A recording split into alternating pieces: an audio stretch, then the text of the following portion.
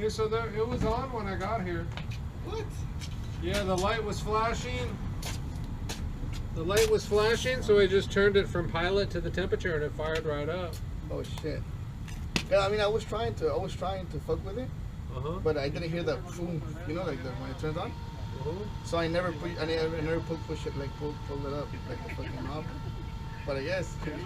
Yeah, I mean, there's lighting instructions right here that tell you how to light it. I mean, I have done it before. I was just waiting for the flame. I guess. Yeah, you gotta tell it to. Well, I guess I fucked up. You gotta tell it you want something hotter than nothing. Huh? Hey, yeah, I mean I'm here. Yeah. So okay. I mean, it seems this is how I found it. Yeah, so that's how I had it. That's how I had it. I came up and I looked at the light. As long as the light's blinking once every 3 seconds, you should be fine. I mean, it sucks having to relight it, but it's an old water heater. Yeah.